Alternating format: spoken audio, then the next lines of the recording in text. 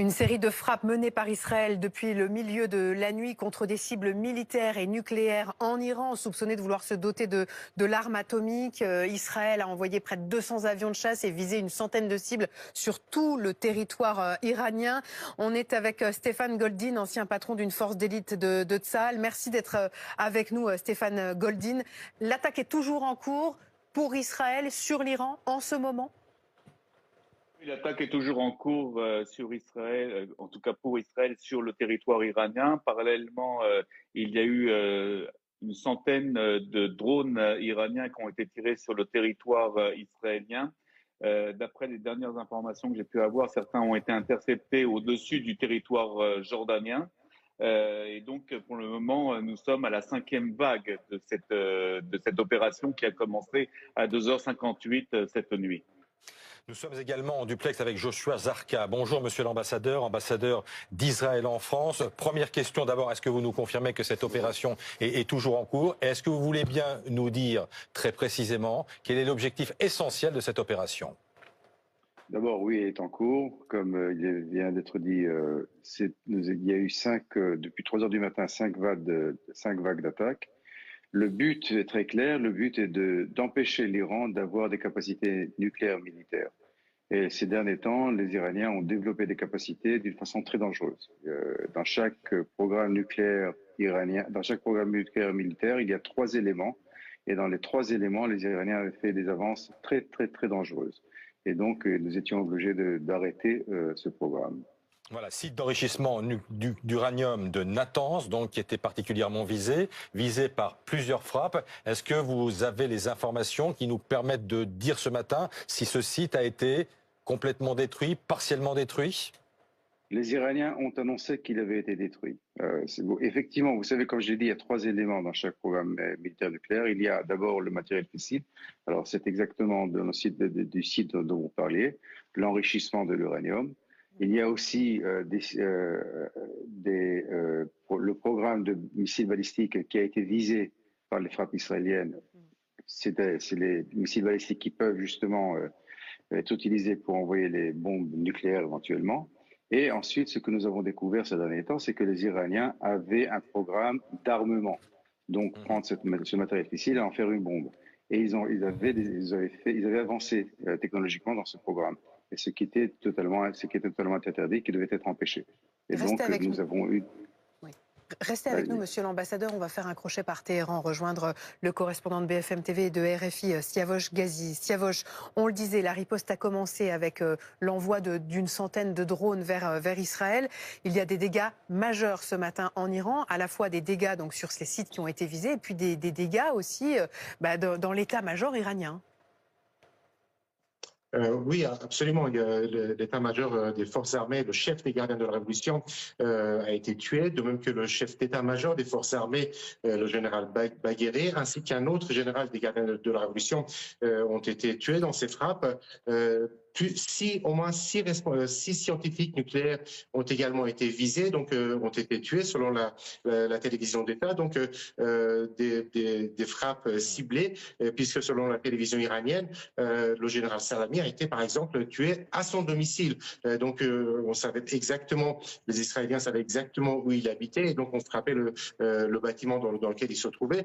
De nombreux autres bâtiments ont également été frappés à Téhéran même. On a pu voir les images de plusieurs immeubles de étages complètement avec des incendies importants ou éventrés complètement. Et aussi l'état-major, le quartier général des gardiens de la Révolution à Téhéran qui a été visé et donc a été sous le feu.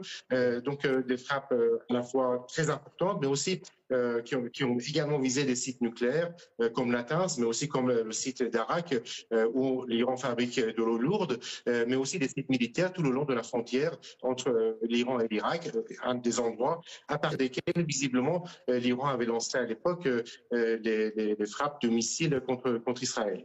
Je me retourne vers vous, Monsieur l'ambassadeur. Les États-Unis n'étaient pas favorables à cette opération militaire. Est-ce qu'Israël assume le risque majeur d'embrasement de la région? Il y a une grande différence entre ce qui est dit publiquement et ce qui n'est pas dit publiquement, ce qui est dit entre les dirigeants. Des discussions à très haut niveau ont eu lieu ces derniers jours entre le Premier ministre et le président. Et bon, c'est une frappe qui est une frappe israélienne, comme il a été dit, mais je ne peux pas dire que les États-Unis ne savaient pas que ça allait se passer. Général Pellistrandi, il y a un site évidemment qui retient particulièrement l'attention ce matin dans les frappes israéliennes, c'est le site d'enrichissement nucléaire de Natanz. Est-ce que vous pouvez nous expliquer pourquoi ce site est absolument essentiel, pourquoi il est soupçonné de ne pas servir le nucléaire civil, mais bien le nucléaire militaire iranien? Alors, c'est même pas soupçonné, on sait que sur ce site, donc avec notamment des installations souterraines, il y a donc de l'enrichissement d'uranium, c'est-à-dire c'est transformer l'uranium à des fins militaires. C'est le processus d'enrichissement, ça se fait avec des centrifugeuses, c'est un processus qui est complexe, mais les Iraniens avaient des quantités suffisamment importantes d'uranium enrichi pour fabriquer une dizaine de bombes. Donc c'est la raison pour laquelle il fallait frapper ce site, parce qu'il est vraiment au cœur du programme nucléaire militaire iranien. Et d'ailleurs, à l'instant, le gouvernement iranien déclare que les attaques menées par Israël soulignent la nécessité pour l'Iran de poursuivre le développement de l'enrichissement d'uranium et de ses capacités balistiques. On ne peut s'adresser à un régime aussi prédateur qu'avec le langage de la force, dit ce matin le gouvernement iranien dans un communiqué. Que disent les Américains? Que dit Donald Trump ce matin, Antoine Lard? Vous êtes en direct de Washington, il s'était exprimé il y a moins d'une heure. Alors, Donald Trump ne s'est pas exprimé directement. Il a appelé un journaliste de Fox News et ce journaliste a rapporté les propos de Donald Trump. Trump dit qu'il était au courant, que les Israéliens l'ont informé à l'avance. En fait, ça fait plusieurs semaines que les Israéliens disent aux Américains qu'ils veulent frapper. Et ça fait plusieurs semaines que Donald Trump essaye de les dissuader en vain. Donc, et on voit que Washington prend un peu ses distances avec ces frappes. Marco Rubio, le chef de la diplomatie, dans un communiqué, parle d'une action unilatérale des Israéliens et il précise que les Américains n'ont pas participé à ces frappes. Est-ce que ces frappes, monsieur l'ambassadeur, sont terminées? On en est à la 5e vague. Est-ce qu'elles vont se poursuivre et jusqu'à quand, en fait? L'idée de ces frappes est d'empêcher complètement les Iraniens d'avoir des capacités militaires nucléaires. Ce n'est pas terminé, mais ce n'est pas une guerre qui va prendre des semaines, disons. L'idée n'est pas de faire tomber le régime ou de mettre en danger le régime. L'idée est vraiment d'empêcher les Iraniens d'avoir ces capacités nucléaires militaires, et ce n'est pas encore terminé. Nous avons détruit une partie déjà du programme nucléaire iranien, comme vous n'en avez pas auparavant. Natanz a été, en tout cas ce que disent les Iraniens eux-mêmes, c'est que Natanz a été détruit, mais ce n'est pas encore terminé. Ça ne veut pas dire que c'est une guerre qui va durer du genre ce qu'il y avait avec le Liban. Non, ce n'est pas le cas. Mais ce n'est pas encore fini. D'un mot, on parle d'opérations aériennes pour le moment. Se peut-il qu'il y ait des opérations maritimes, terrestres? Vous savez, nous sommes un petit pays qui est à 1600 km de l'Iran. Alors, terrestre, certainement pas, en tout cas, pas que je sache. Mais l'idée n'est pas d'envahir l'Iran. L'idée n'est pas prendre le contrôle de l'Iran, bien au contraire. Nous n'avons aucun problème avec le peuple iranien. Le peuple iranien est un peuple pacifique avec qui nous voulons vivre en paix. L'idée est vraiment de nous débarrasser des capacités militaires nucléaires, pas plus. Merci beaucoup, monsieur l'ambassadeur, d'avoir été en direct avec nous. L'Iran qui a commencé à riposter par l'envoi donc de drones, une centaine de drones qui sont en cours d'interception donc au-dessus de l'État hébreu via le dôme de fer, bien sûr.